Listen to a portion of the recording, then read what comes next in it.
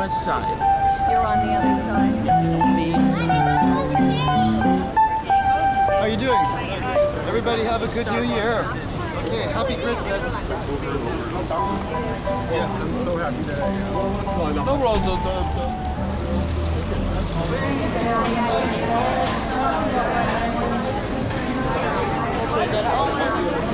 Are you posted by you guys have managed your luggage?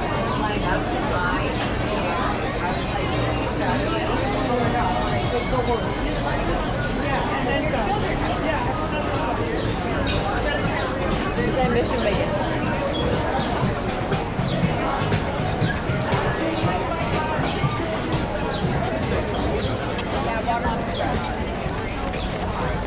Welcome to Yorkville. I am currently in Yorkville, Toronto, enjoying this wonderful Saturday afternoon. And I thought I'd do a little catch-up video and let you guys know what I'm up to and where I've been and so forth. For those that don't know, Yorkville is probably the most affluent neighborhood in Toronto. There are the high-end stores, luxury brands, expensive restaurants, and just in the summer it's kind of a cool place to be. A lot of luxury cars come through here. I think right here we have one here, a McLaren. But later on you'll probably see Lamborghinis, Porsche, Mercedes, all sorts of luxury cars driving up and down. And we also have a whole slew of motorcycles, Harley Davidsons and stuff parked up along here. Here we have the Chanel store. And yeah, just a very nice neighborhood, very clean. And I thought I'd just take this opportunity to talk a little bit about Toronto in general. I've lived here most of my life. I do travel quite a lot, and I'd like to continue to travel, but every now and then I have to come home, refuel.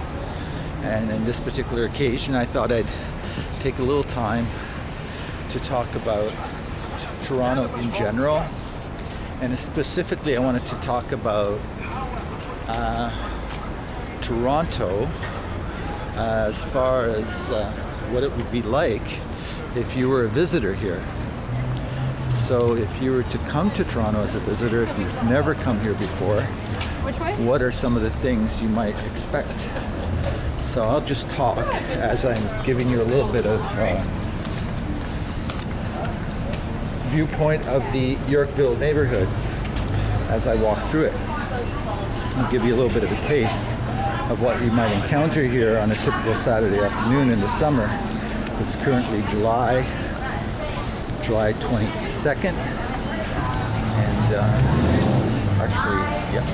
July 22nd, and yeah, the streets are quite popular right now.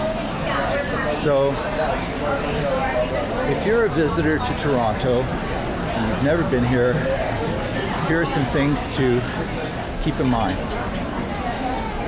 Firstly, Toronto is a very diverse city. It's got a lot of different culture. We have many different cultures from all over the world, which means we have quite an array of restaurants and neighborhoods. We have, for example, we have a Tibetan neighborhood, which has a lot of Tibetans living here. Some of them are refugees from China. We have a giant Korean neighborhood. We have a large Chinatown. We actually have a few Chinatowns. We have a large Somali and Ethiopian community here. Obviously Italian neighborhoods, Portuguese neighborhoods. You name it, we have it. It's a very diverse town. The other thing is Toronto is extremely accepting of LGBTQ. So next to maybe San Francisco and New York City, Toronto's probably the largest population of LGBTQ in North America. And you will find LGBTQ from all over the world. Many of them are asylum seekers from unfriendly countries, and many of them are just homegrown.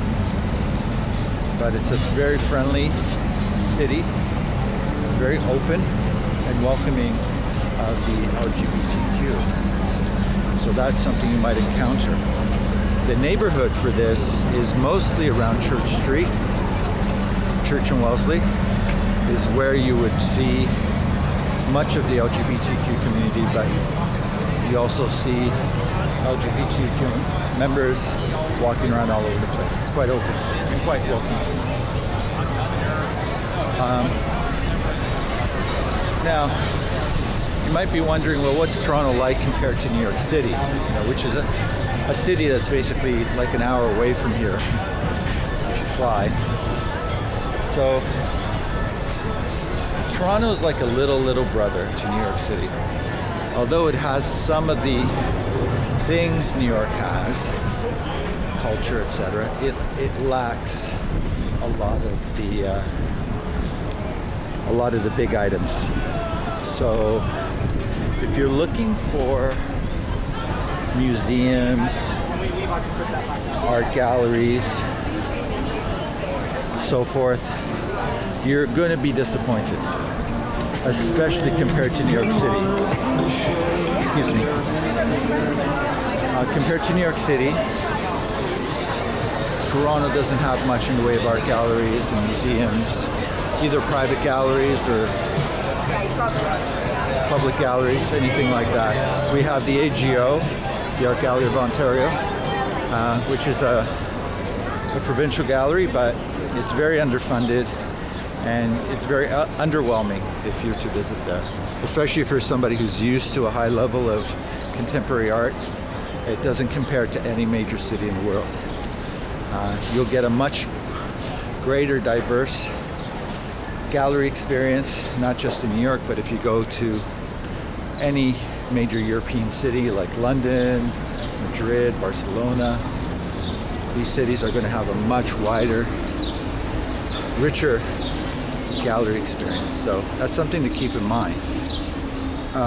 The second thing to keep in mind, I wouldn't come to Toronto for a shopping experience. If you're a big shopper, especially if you're a high-end shopper, Toronto's not a place that you come to buy high-end brands. This, again, is something better served to you if you visit New York City and go to Fifth Avenue or Chelsea or one of the other high-end neighborhoods in New York. You'll get a much better shopping experience there. Toronto lacks fundamentally in that, and that's because there's really not a lot of demand here. People who live in Toronto who can afford luxury brands typically travel a lot and often buy what they're looking for in places like New York City, because again, New York is just an hour away. So shopping is not wouldn't be first on my list of why coming here. However, there's other things that are very appealing here about Toronto. A lot of it is, it's a very welcoming city. There are a lot of green spaces here. You find a lot of little parks, and not far outside the city, you'll find lakes and provincial parks and activities that you can do to make this a very unique experience, especially if you come here in the winter. Which brings me to another point.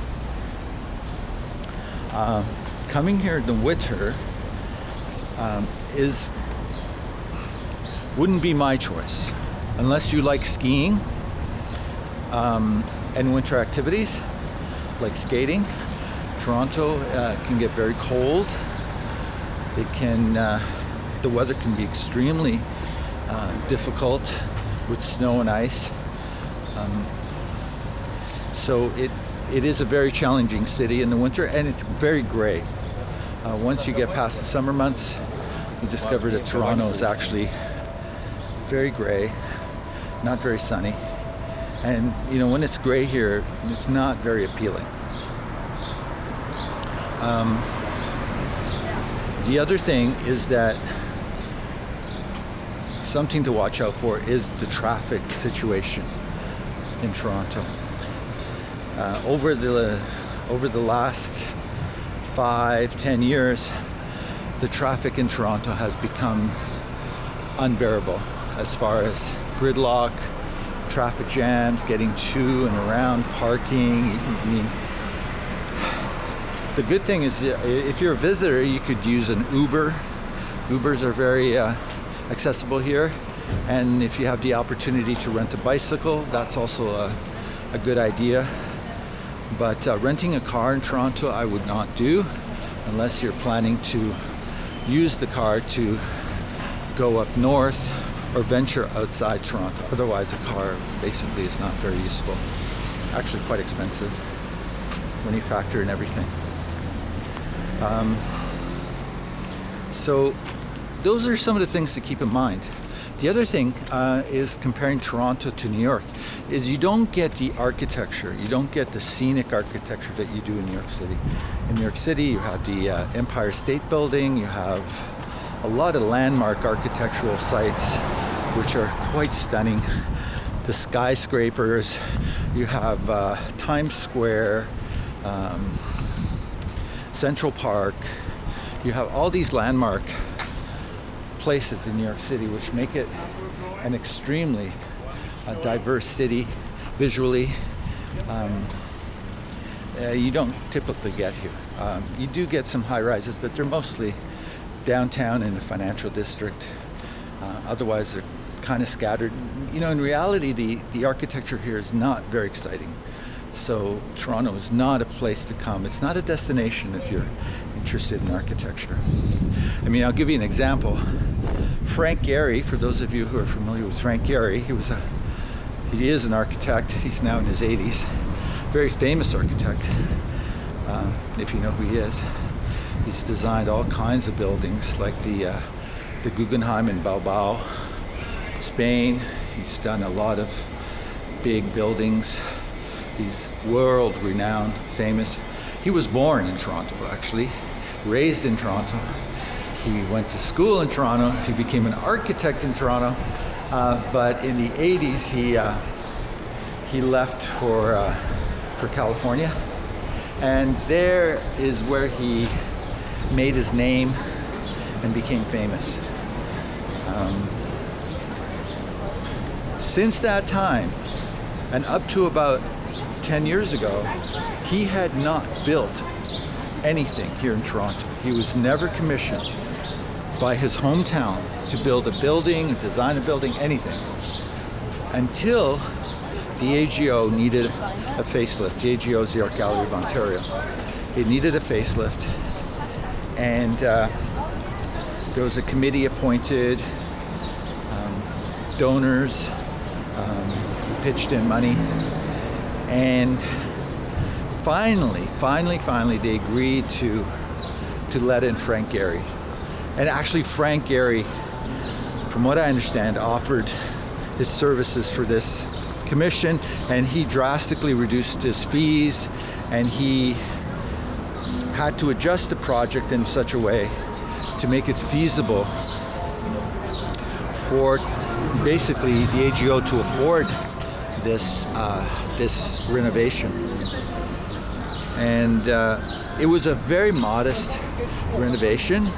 He did leave his signature design imprint on the gallery, but it wasn't a complete renovation. It was a bit of a facelift. And so that just speaks to how conservative Toronto is as far as things like architecture and spending in general. The Toronto, again, it's been a city that's gone through a lot of development over the last 10 years, especially condominiums. But they're not necessarily the most beautiful condominiums that you would see, like you would see in New York City. If you go to the Hudson River, along the High Line, you see these incredible condominiums. They're so beautiful, they're gorgeous. Spectacles to look at. You don't get that here. You get the more modest template condominiums, and many people have complained about that the city doesn't really put a lot of emphasis on the beautification of its architecture. But again, maybe as a tourist, that's not what you're coming here for. A lot of tourists come here because they have family that are here, so it's a natural destination. And while they're here, they can enjoy things like, the great restaurants. We have some really good restaurants. Everything from Thai food, Indian food, Korean food, Chinese food, Japanese food. We have Middle Eastern. We have a lot of Persians in Toronto. That's another rapidly growing cultural community, adding to the spice of the city, thankfully. So that you're going to encounter. So all those things are very positive. But you must keep in mind that there are other things that you should understand, that when you come here, what you might not expect. The other thing to keep in mind is Toronto is not cheap. I mean, it's not Switzerland expensive, but I would say it's on par with New York City as far as expense. If you're looking to get a hotel room here, they're not cheap. I haven't looked lately, but the last time I looked, you're not going to get anything under $500 a night. At least like a proper hotel. You might find some other cheaper, not so great hotels under 500, but the hotels are expensive here. Eating out is expensive here. Going to any of these restaurants along here, like across the street, there's a restaurant called Sofia. It's an Italian restaurant, and you're not going to walk out of there like a couple. You're not going to walk out of there with food and drinks for like under $400. So keep that in mind. Eating out here is expensive. Living here is expensive. Renting a car is expensive. So these are things to keep in mind. Toronto is not a cheap city, and it is not the most, it's not like New York. Don't expect the same energy when you walk off the plane in New York. If you've ever been to New York City and you've gone to Manhattan and you experience what it's like to be in that city, don't expect that here. It's a much more conservative city in that respect. Now, there are certain neighborhoods, and if I stay here long enough, I'll explore some of the neighborhoods in this town that are a little bit more closer to New York in terms of like the hipster neighborhoods, like the Lower East Side and so forth. There are areas here in Toronto that resemble that. There are small little pockets, but they're very small pockets of these places. And they're not completely organic because they kind of come and go. They're fatty. Businesses don't stick around long. They're almost like pop-up neighborhoods. So Toronto is changing pretty rapidly in that respect. So these are all things to keep in mind. But saying all that, I would say that yes, visit Toronto. I would say it's worth, maybe 2 or 3 days to spend here to see the things you might want to see, depending on what you want to see. I mean, there is the CN Tower. A lot of people want to go to the CN Tower, to go to the top, to get a view of the city. That is a bit of a tourist destination. There are other destinations people like to go to here, like the Brickworks, the Toronto Brickworks,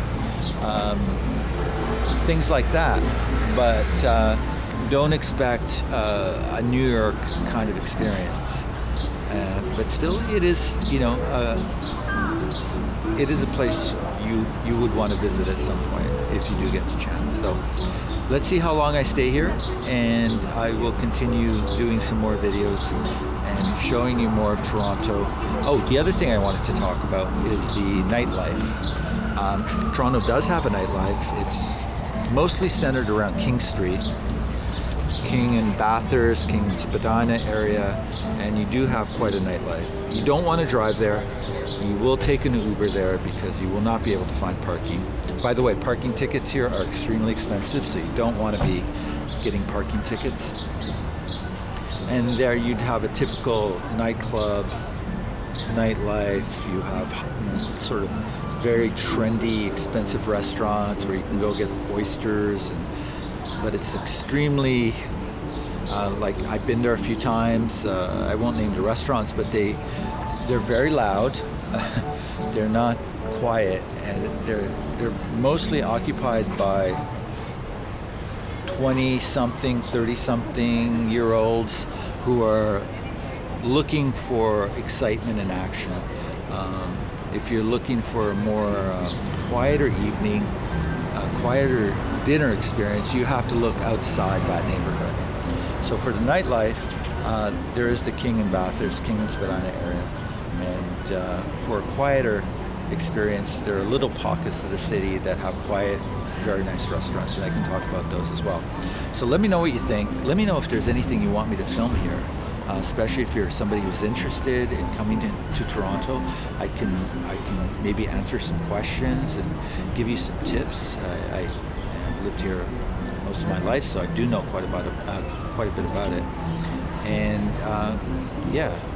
catch up with me on the next video, and please like and subscribe if you enjoy my content. I like to keep making more of it, so just let me know that you like it, and or if there's something you don't like about it, let me know that too. Okay, I'll see you soon. Take care. Bye.